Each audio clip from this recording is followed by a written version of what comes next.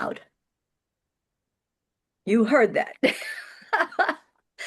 Hello, everyone. Welcome to Mystery Book Club. I'm Sally Hanley, author of the Holly and Ivy Cozy Mystery Series, and I want to welcome you to Mystery Book Club. Now, before we get started with today's book, I need to say something about last month's book, which was Last Beach Town by Deb Richardson Moore. For some reason known only to the cyber gods, our recording did not record. And we had a great discussion. I'm very unhappy that we did not preserve it, but I do want to tell everybody I gave this book a 5-star review. I highly recommend it, and I hope that you will read it. If you have not, get it. It's a great book. So I'm glad I took care of that business. Thank you, Deb. Okay, so now for our discussion of another great Southern beach read. And we're delighted to have Susan Boyer with us today to discuss her Big Trouble on Sullivan's Island, which is the first book in her Carolina Tales series. I have to tell you about Susan. She is a USA Today best-selling author. Her Liz Talbot series, the first debut novel, Low Country Boil, won the 2012 Agatha Award for Best First Novel and the Daphne du Maurier Award for Excellence in Mystery and Suspense. And her books have only gotten better since, I have to tell you. Thank you. You're welcome. You're welcome. Now, Big Trouble on Sullivan's Island. I read this book when it came out a few years ago, and I reread it right after I had read Deb's book for the first time. And I was struck by some interesting points of comparison. And I'm sure some of you might have been at the same time. So in the first chapter of Deb's book, or in both of the first chapters of both these books, the main character is in a car driving. And at the end of the first chapter in Deb's book, the character says she was home. And in chapter 1, the heroine, midway through chapter 1, Hadley Cooper, parks her 1966 Kale Blue Ford Fairlane Jolene and says, I was home. I don't know if that struck any of you, but it certainly did for me because I read them so close to one another. So my first question is for you, Susan. Last month, we talked about literary tropes and the trope of the prodigal son or daughter returning home. And I'd like to know your opinion of why this is such a popular trope, especially in Southern literature. Oh gosh. Sally, you should have given me these questions ahead of time. I'm sorry. I don't know. And honestly, I know a lot of folks write, they decide I'm going to write, this trope or whatever. And I'm not, that's probably a more organized way to do it than what I do. I just have characters come up in my head. So I think it probably resonates with a lot of people because in the way we live today, people don't always live the way they used to in these, tight knit communities where, you live your whole life in the same place you grew up. I know people who did that and they're very happy for that choice. I left the town that I grew up in and moved away. And so the idea of coming home is always something that's sort of in my head or whatever, and people coming home from wherever they have roamed, that's a common theme, and I think it resonates with people because a lot of people are roaming further afield than they used to. Maybe that's just For sure. For sure. And no, I think you hit it right on the head because the South, although the Greenville area is like growing by leaps and bounds, but still in the South, you have smaller towns that people have left And after a few years in, urban settings, people think, especially after they have children, you know what, they don't want to raise their children in an urban setting. They want to go back to the same life the same way they were raised.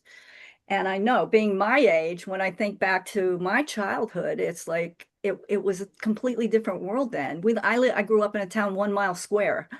You knew everybody. Everybody knew you, and you were related to more than half the town. So it definitely was hard to get in trouble without getting caught, right? in those in those settings. Now, as I said in our last meeting, tropes are sometimes have the negative connotation in that they're a cliche or they're something that's been overworked. But I think especially in these two books that we have read, it's the same start, but boy, these books are totally different from each other, right? And I said, to me, it's like two different people cooking the same recipe. It's never going to come out the same, right? Never. And everybody's got their own little seasoning that they prefer, and so the same recipe is going to come out differently. So I'm a big fan of tropes because readers identify with those tropes exist because they're comforting or they're interesting or they're something that everybody can identify with. And so how the writer writes is what the writer's creativity is what makes the story something special. No, So now I I want to absolutely agree. go ahead. I didn't mean to say tropes were bad. I just don't, No, no. I don't set out to write with one, I guess, and I probably should. No, but I always enjoy when I hear you talk and tell us that because I'm the same way. I sit down and I write, and I don't have I have a little bit of a plan, a little bit of an outline in my head, but I don't I do the same thing. I just write, and somehow it all comes together when it has to, and that's what matters. So now let's talk about the setting because your description of settings are like these southern plants and the views of everything. But Deb had created an imaginary town where it's the last, literally the last strip of beach that has not been developed. You chose a very real town, Mount Pleasant, and you are very specific about the restaurants or the streets. So why did you select Mount Pleasant for the setting of this book? Okay, so Hadley grew up in Mount Pleasant, and I chose that because it's very close to Sullivan's Island. And I actually lived in Mount Pleasant for a while, so I'm very familiar with that area. And I lived in the area, a few streets over from where the book is set, or at least Hadley's home where she grew up is in Old Mount Pleasant. And I lived very nearby there, and I used to get up in the mornings and ride my bike over to Sullivan's Island and then ride down the beach and then ride home. And I would write until time to pick the kids up at school. And those were my days when we lived there. And I loved it. It was magical. But Sullivan's Island was always that place that I dreamed about living. But it was just always a little bit out of reach for us financially because, I mean, even when we lived there, the houses were our house in Mount Pleasant was maybe a third of what the houses on Sullivan's Island were going for. And now that is much further. I mean, you can't really buy a house there for less than $1 million, I don't think. But it's a lot. But it's a beautiful place to live. It's a small town on an island that is just beautiful. But it's not overdeveloped like so many places are because they've had rules and laws and ordinances in place for a very long time to protect it. So the lots are a little bigger than you see on other islands, and you don't have the high rises and all like that. So it was just a special place to me. I loved it, and I wanted to write about Mount Pleasant and Sullivan's Island and that whole area. And of course, that area is sort of the area that I write about anyway, because Right. I love it so much, because we lived there and it was just very special to me. Okay. Okay. So again, point of view. So we've got first person point of view in this book, as we did in Deb's book. We've got first person point of view first through the main character and then through her mother. Here you've got first person point of view, but the chapters with Mrs. Josephine Hugie, is that how you pronounce her name? Hugie? Um, I love, love, love those chapters. And I I want to ask the audience, did you enjoy Mrs. Yuji's chapters? And did you read them with a Southern accent in your head? Oh my, I love them. I just love them. Well, thank you. Anybody want to comment on those chapters as an interesting way to use a point of view twist? Give me the number. What chapter number? Chapter 2 was the first one. And I meant to have my book right here because I was going to read it and I don't have my Kindle right here with me. But I wanted to hold on. I have to get it. It's in the next room. Give me a region. I also read this a long time ago when it first came out, and I did not reread it this week, but I enjoyed it, and I remember the storyline of it, but I don't remember each individual scene for sure. I just think that that was a brilliant. Well, first of all, when I was moving to South Carolina 11 years ago, a friend of mine gave me a book about I have no idea what happened to it, but it was about coming from the South. And it talked about how, when you ask somebody for directions, say could you give me directions to the post office? Somebody will say, well, you see that house down there? Well, that belonged to the judge, but he moved 10 years ago, and now another nice family moved in there. Well, you go past that house, and that this is how people, give directions. And I still remember the first time I came down at Christmas time to visit because my family had moved here, and we went to the mall. And now I'm coming from New Jersey. I worked in Manhattan. I'm walking past and there's a saleswoman and I said, "Can you tell me where the petite department is?" And I'm not stopping. And she goes, "Well," to stop. And I just laughed so hard afterwards thinking about it. And I thought, this is so not how like in the North, it's like, people just say things as you're passing. But she was very polite, very lovely, and very, very nice as she talked to me. But here, chapter 2.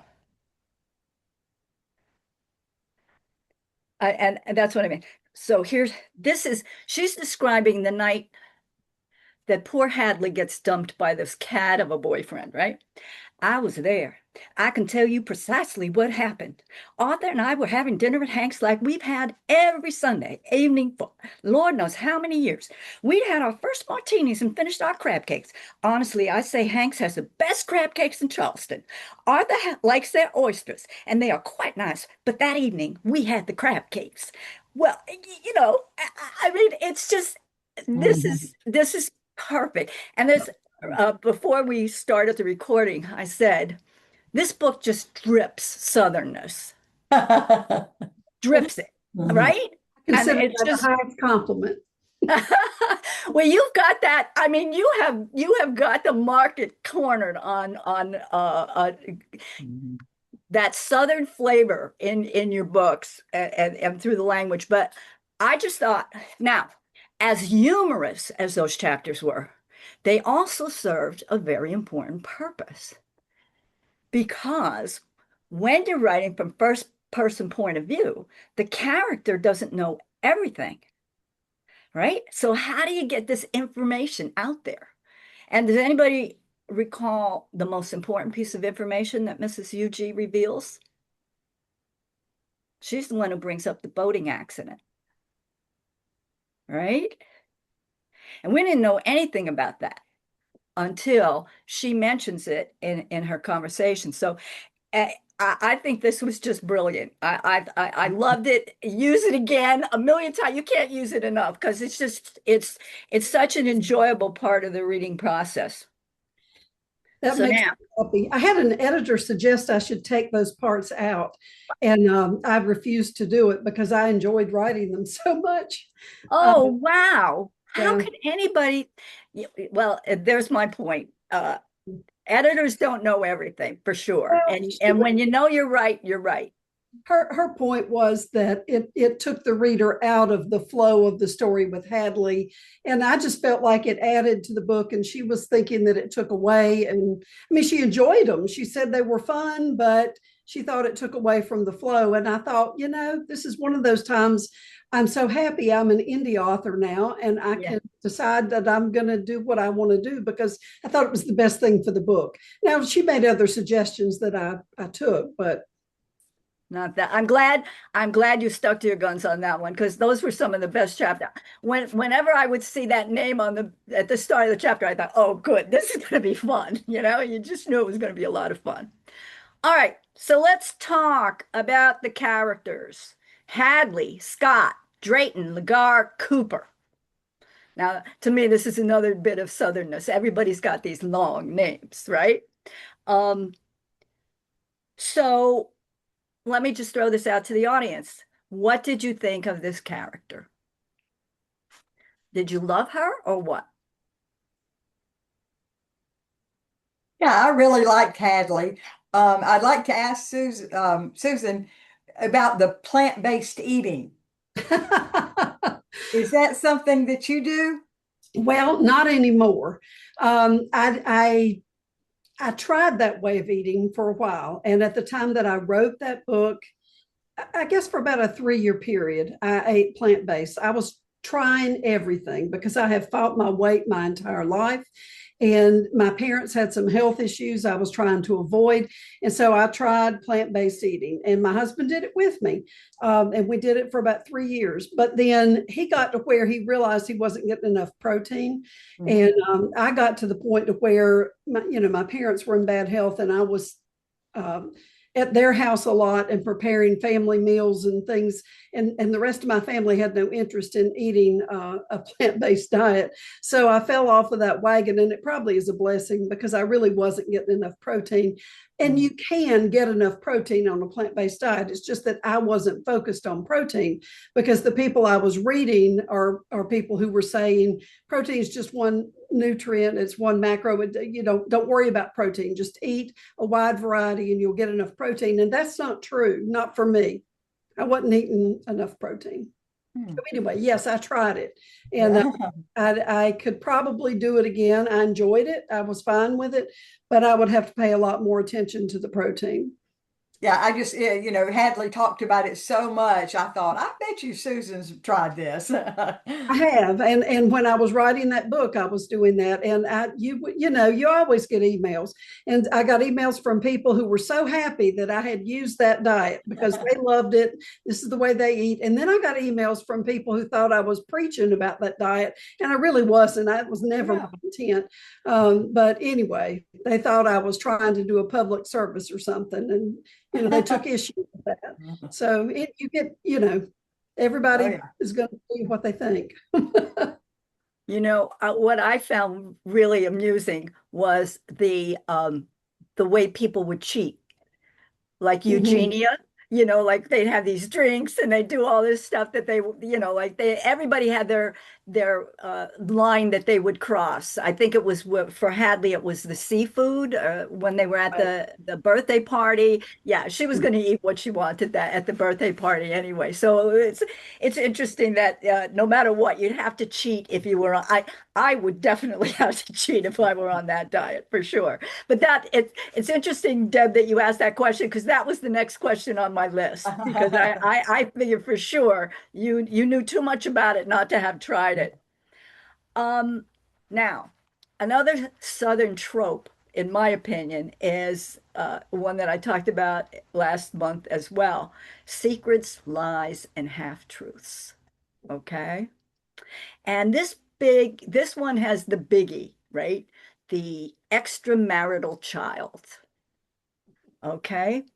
Now, while Hadley has a great relationship with JT, her half brother, she has a horrible relationship with her father. And I wonder, and I'd like to hear from the audience on this one. Were you, like me, totally believing Hadley's view of her father throughout most of the book? I mean, we understand at the very end why things played out the way that they had. But did you embrace her point of view about her father from the beginning?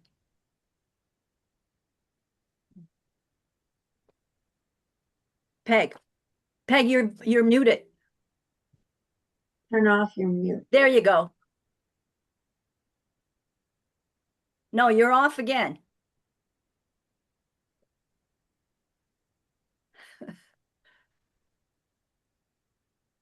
It's funny because it doesn't say that you're muted on mine. It must be your microphone. We can't hear you. Oh,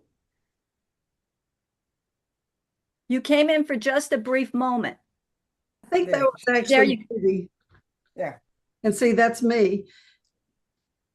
all right, Pegs, try it again. It said you're connecting to audio. No, sorry. Anybody else have something they'd like to say about her opinion of her father? Because it's pretty extreme. Yeah, I started out, going along with her, but I'm trying to think at the point that I started questioning her opinion. Yeah, Um, ah, because I know I didn't. yeah. I thought, boy, he really was a cad. But then, the fact that he was so laid back about her smashing his car Oh, lights yeah. made me think,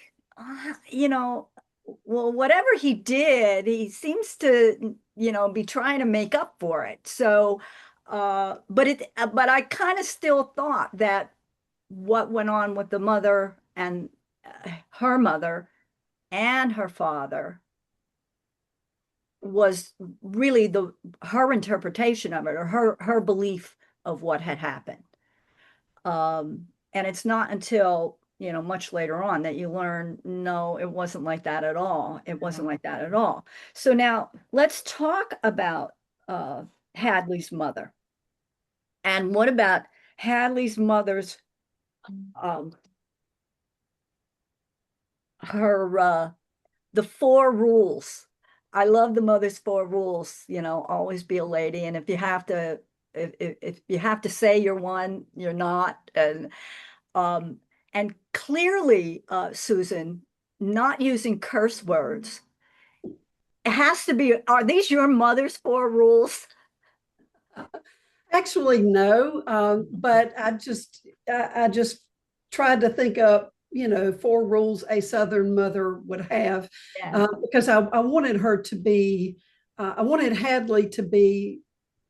Okay, so Liz, my other character, she Right. has been known to say an occasional unladylike word. Okay. She doesn't use a lot of bad language, but she has been known to use a word that's not, what her mother would consider ladylike. And in the beginning, I was looking for ways to differentiate Hadley from Liz.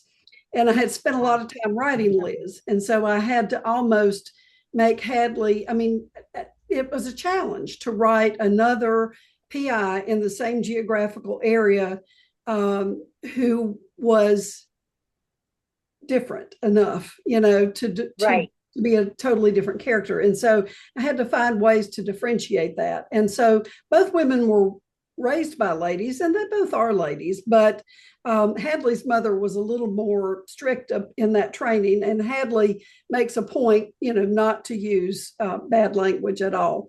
And I just thought that was one way to make her unique from Liz.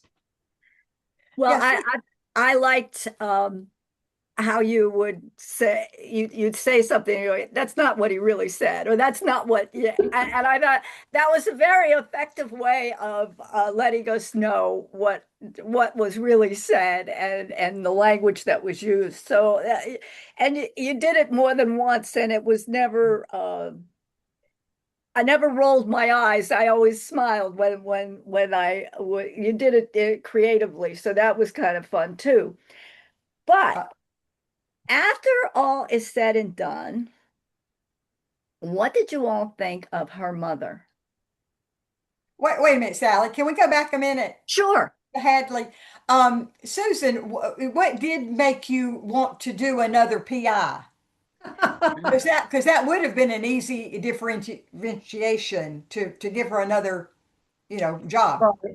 Um, I always have enjoyed writing PIs. I don't, it's harder for me to write a mystery with a detective who is, you know, has a different job, but for some reason feels compelled to solve the mystery. I've always struggled with that.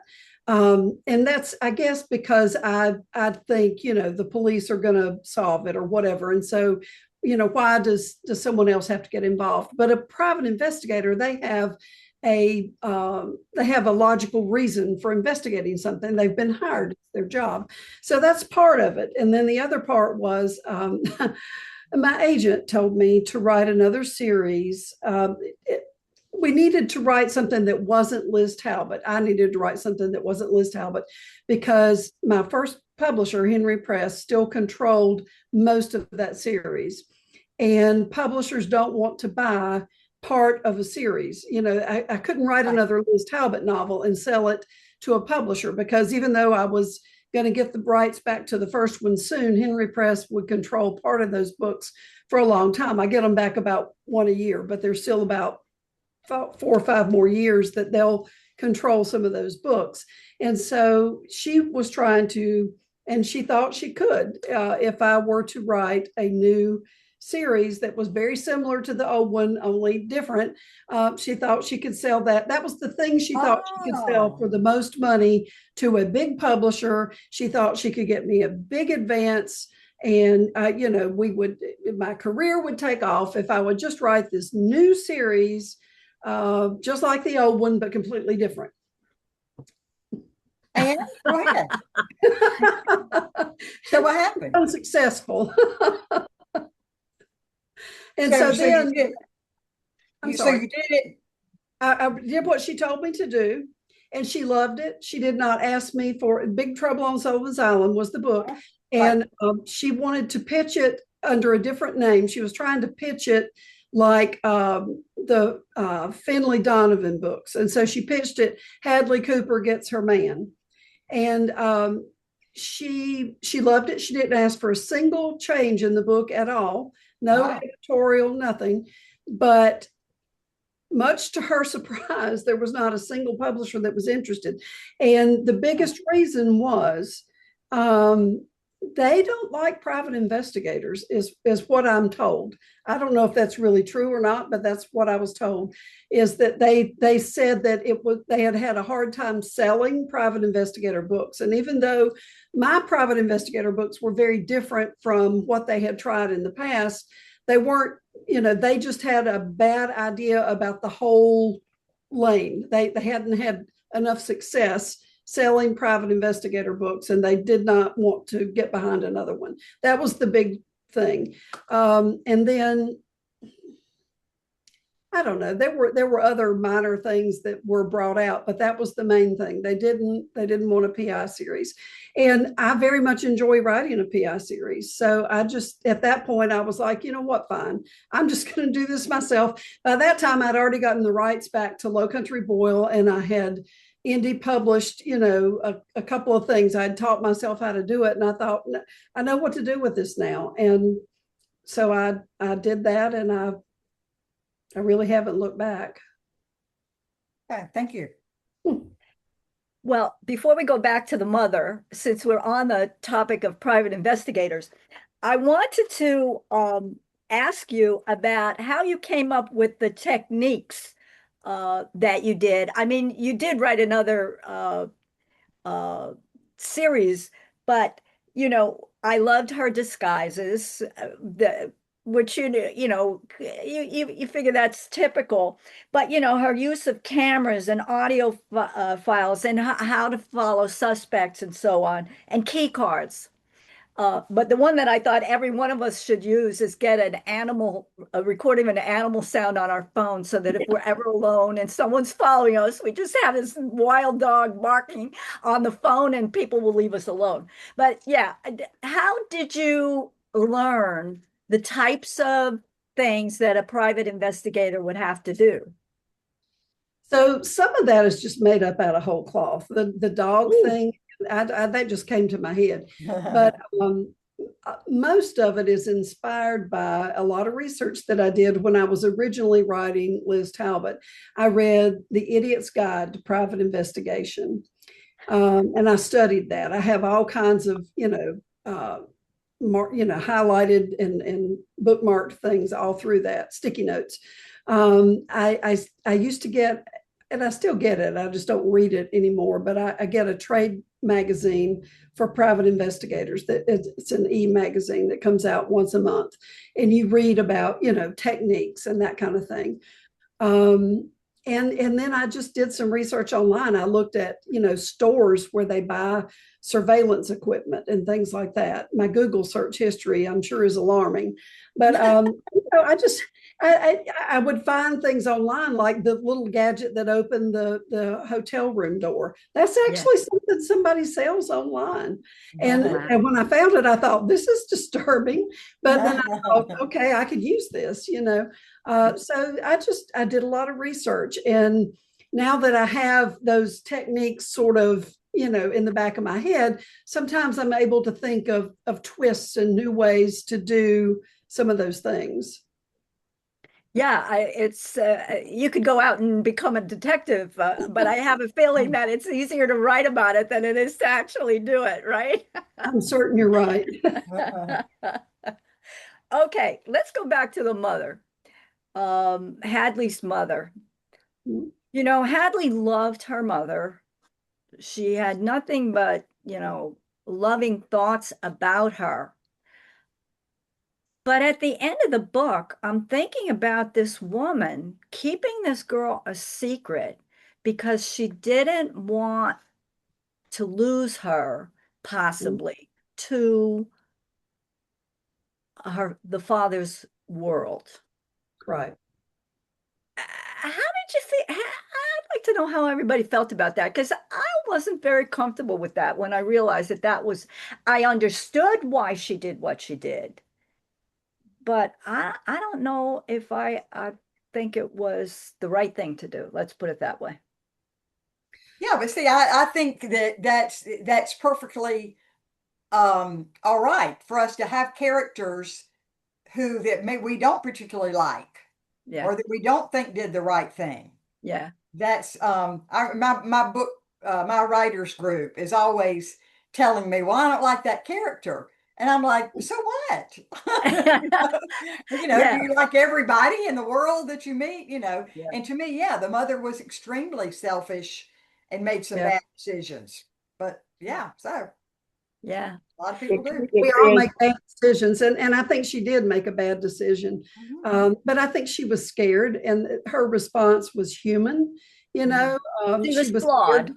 scared. Yeah, as we all are. Yes. That was her flaw, Yeah. and she made a mistake, and it cost Hadley a lot of time, with her dad. But her intentions were not. I mean, they were selfish for sure, but they weren't. She wasn't Well, she thought it was in the best interest of her daughter because that world wasn't right for her.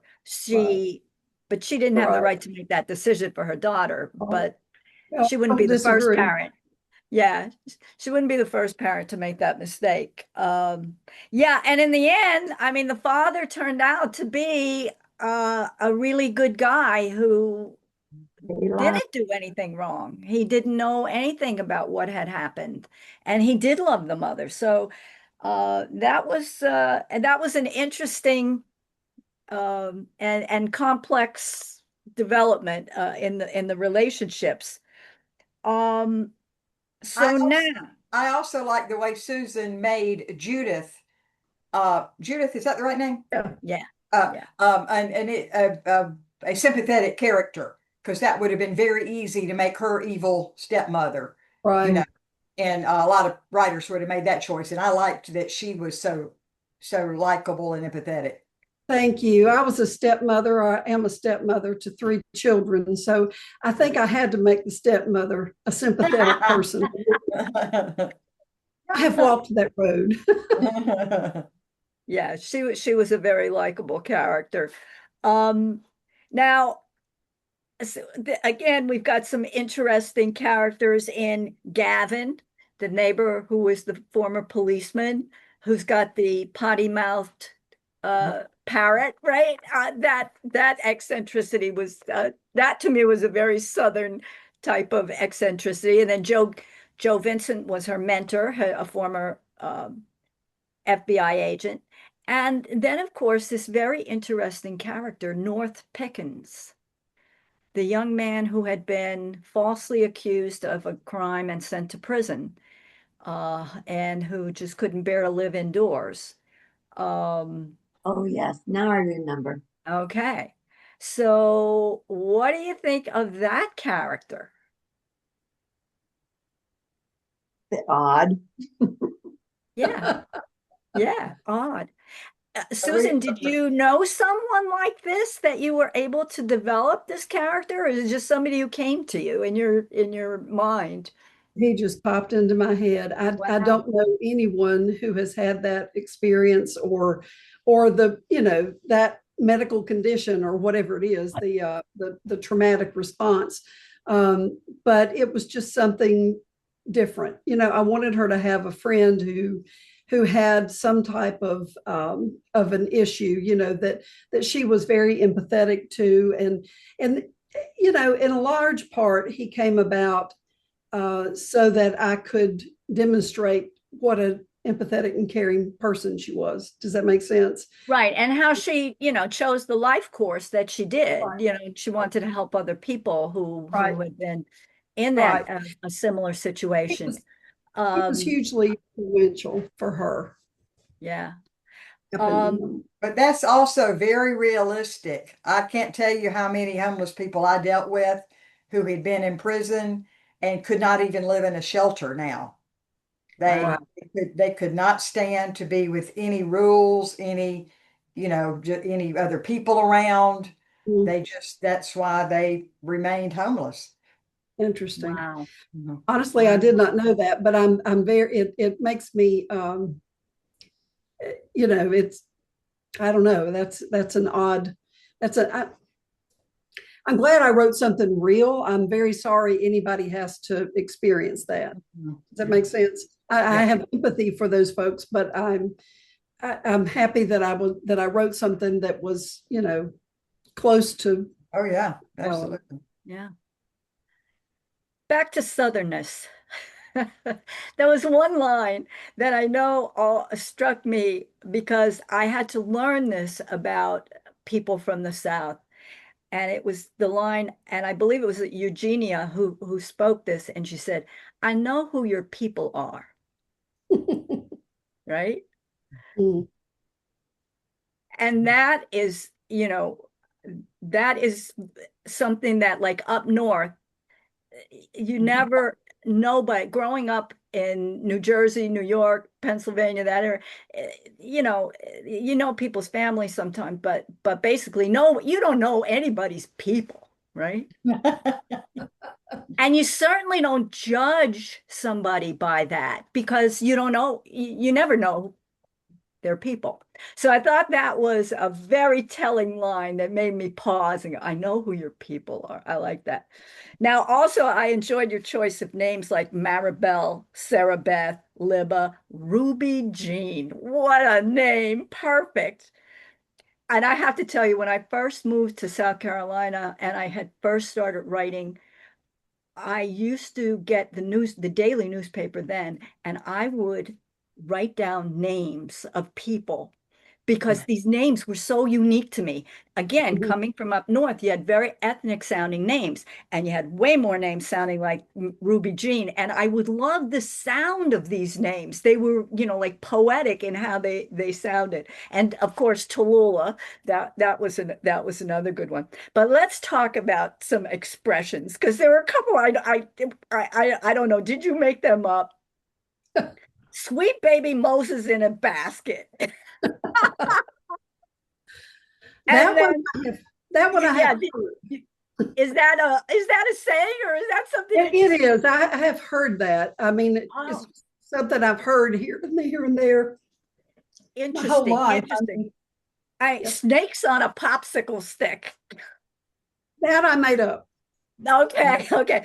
Um, Now, another one that I really love that everybody can appreciate is I'd bet my mother's pearls, letting you know how important pearls are to the Southern woman, right? This is something, and if you would bet those, it meant it was a sure thing. You weren't betting your mother's pearls on just anything. And then, of course, I love the one where she said, um, she's as thin as a blade of marsh grass. Okay. And I thought, this is why so much great literature, American literature, has come from the South because people speak in metaphor like that. They speak poetically. So those expressions were really, or Jesus take the wheel. Mm, Uh, well, yeah. these were interesting. Okay. So now a question that I held off about the house that she was miraculously given the opportunity to sit for.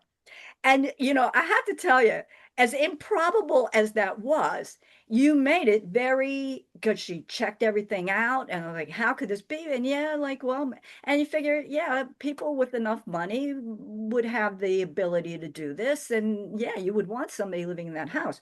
But my question for you, Susan, is that your dream house?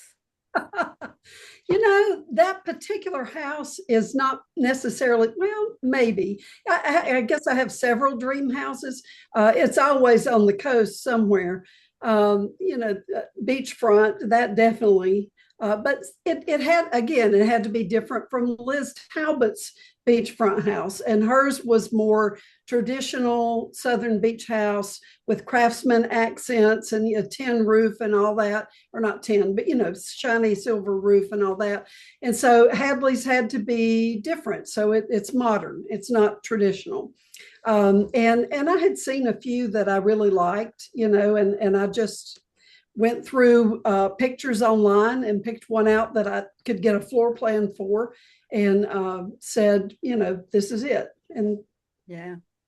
I love the fact that it was designed to withstand hurricanes because that to me was like, because I was thinking about that. I thought, oh my God, this is such an expensive house with such expensive features to it. And then there's the hurricanes.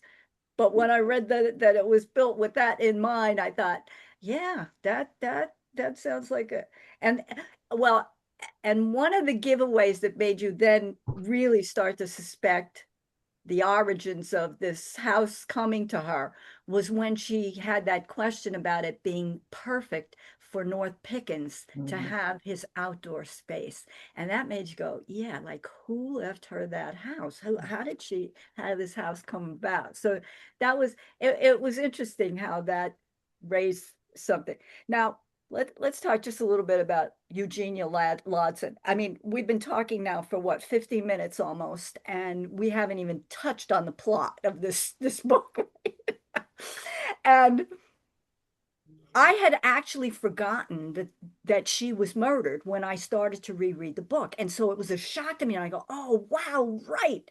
So I just want to ask the audience, what did you think of Eugenia and her friends?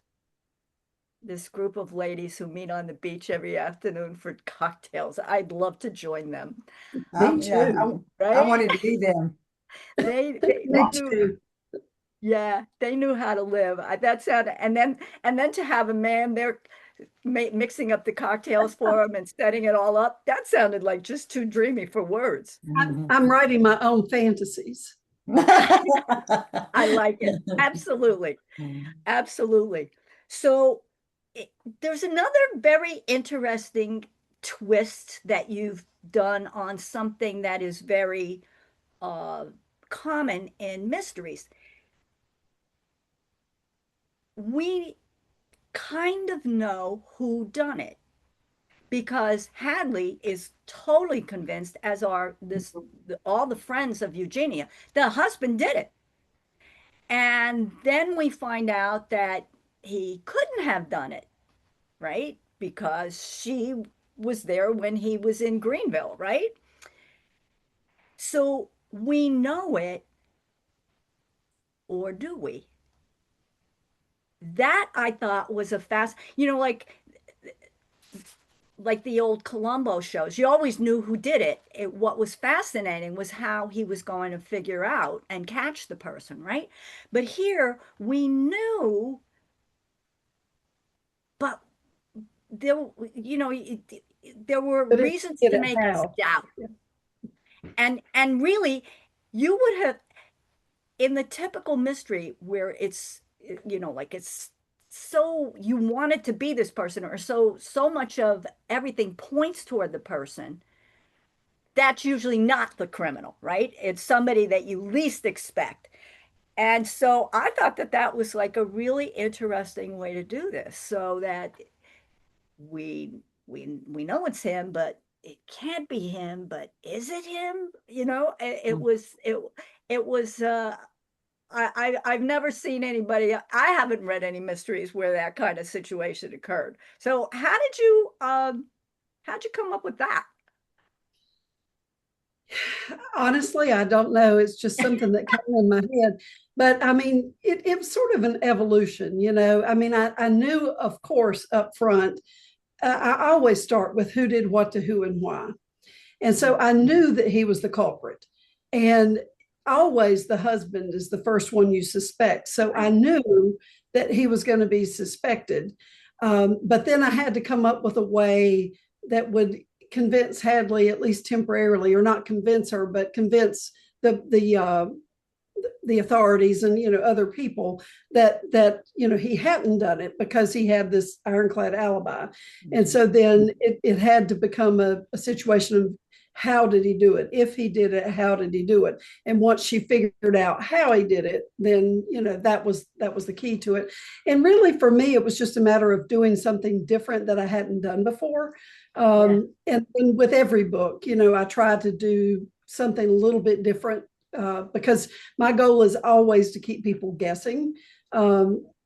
It's just, the game I play with myself. Can I make it hard to guess? And you did. I mean, it was not a foregone conclusion, that he did it. But I thought that was kind of an interesting twist on it. So now let's talk about food. Okay. So in addition to this plant-based diet, we constantly have people eating these most delicious, wonderful meals at every event and out for lunch and then the parties. Uh, and I want Gavin's cheese recipe. That sounded so delicious. It wasn't real cheese, but he was making it. So that was kind of fascinating. Anybody else want to comment on the food, the descriptions of the food? I most definitely would like to have been invited to the birthday party. Yeah, I love that whole setting of big money, luxury. I just Yeah. think that's fun to read that kind of thing. Yeah, it is. And it's fun for me to read. I mean, it's certainly beyond any experience I've ever had, but it's fun to fantasize about, I guess. Yeah, and the menus and the cocktails and just the whole thing. Yeah. Yeah. Mhm. Yeah. And it was nice to see her with her brother, because that's really the first time you really get to see that they really did have a great relationship, and I enjoyed that too. Now, there's lots of humor sprinkled in here, but my personal favorite was the funeral kerfuffle. Oh my Lord. When when they switched it, when they got the body, those women, fell down, and then just the way you described it, and then like as soon as the body was whisked away in the hearse, they jumped up and they're in the car and they're heading out to the other funeral. That was really, really funny, and it's so satisfying, because at this point, we don't like the husband even if he didn't kill her, right? Right. Right? He's cheating on her, and then he's sure he's gonna get, like he's gonna inherit everything. And then also that he usurps her last wishes, which her friends so clearly knew and which were stated in the will. I mean, this guy, you just wanted to really push him off the side of a building. But yeah, when they stole the body back and took him and took her and had her buried the way that she wanted to be, I just enjoyed that scene very much. So I haven't talked about Cash Reynolds.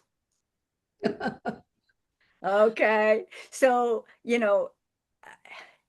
gotta like him, but my question, and if none of you have read any of the subsequent books yet, I'm not going to give anything away, but I want to know, based on the fact that there are so many conflicts between his being in law enforcement and her being a private investigator, and clearly, she went into this case that was his. What do you foresee in the future for the relationship between Hadley and Cash? Well, for a little while, of course, that's going to be an ongoing source of conflict. But I imagine they'll work through it. We hope so, because he seems like such a nice guy, except for, but like he's understandably frustrated at her involvement, especially since, but I have to admit, at first when he was kind of annoyed, but then when she came up with the information that she did, he Mhm. acted on it. He didn't. So then you really had to like him, because he didn't turn out to be the man who was always right, and no matter what, he would listen to her. So that was kind of satisfying. So Cash Reynolds, yeah, you gotta love him. I think he's gonna be okay.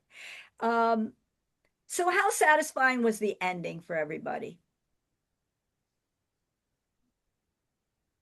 It's good. It's very good. Yeah, totally satisfying, right? He she gets back together with Bad Cat. guys get it, and everybody gets back to where they need to be, and there's a nice result. So That is I always like always. I like I need books that have good results because there's too me much in too. life. And that's the reason I write them that way, and probably you guys too. It's you want to have that sense of everything lining up the way it's supposed to, or as right as it can, because obviously we're not going to raise the dead here, but everything works out to where the guilty are punished and the innocent are set free, and everybody lives happily ever after. I mean, that's the kind of thing we need in books. Life does not often work out that way. So you want that in your fiction, in your entertainment. It's hard for me to read things that don't have happy endings. It's like, why do that to yourself? I couldn't agree more. I'm a sucker for the happy ending, and if otherwise, I'd read the newspaper and watch the news all day. There you go. That's right. There you go. There's no need for that. I want a happy ending. So yeah, this one is very, very satisfying at the end. Yeah, and especially the fact that, she no longer has the animosity towards her father. He took a bullet for her, for God's sakes, and she now knows that, yeah, he loved her. But she also knows the true story, which, she kind of fought against hearing it even. Right. But you can't blame her, because she had this vision of her mother, that she didn't want that sullied in any way. But yeah, it was very satisfying to have her come to terms with her father, who built that house for her. Very Again, satisfying. fantasies. Complete. And it was interesting too, because you think of this is money beyond anything that any of us can imagine. So that's also fun to escape into that whole into that whole world. So, does anyone have anything they would like to say? Because we're about to close. Peg? Can you hear me now? Yes. I'm not one for beach reads, but Ah. I thoroughly enjoyed the novel. So, I'm so bad. and I had the wrong camera. I have a webcam that has the microphone and camera that I disconnect when I'm not really working with things. That was the problem. So, anyway, Oh, sorry about that, but it was. Yeah, I've got a question. go ahead. Yeah. Yeah, Susan, just wanting to know about your experience with your new whole publication model. And so you hired an editor, I take it. Yeah, I hire a developmental editor for each book, and there are two that I work with. And so, one or the other, or with my newest book that comes out in October, I actually send it to both of them because it's the first book in a new series, and I want to make sure that I have it solid. So they're almost like my beta readers, but they're professional developmental editors. I pay them. It's not like they're true beta readers. That was anyway. So yeah, I really do enjoy having control of all the different facets, but I don't actually do any of the things aside from the writing and appearances, and I do interact on social media and that kind of thing, but I have found other people to do the pieces for me that are not my natural, things that I'm not naturally good at and don't have any interest in, like formatting the books. And, somebody else does the covers and somebody else does the editing, as I said, somebody else does any piece of it you can imagine. I try to just let myself do the parts that I really enjoy, the writing. It's a nice place to get to. Someday I hope to get there. Did you say you have a new series coming out? I do. The first book in a new series, it's called Hard Candy Christmas. It comes out October 27th. And it's actually a continuation of the Liz Talbot series, but it's a new series. And the series name is A Talbot and Andrews Investigation. And I did this for a very specific reason. I wanted control of the series page everywhere, and I won't have control of the Liz Talbot series page for another 4 or 5 years.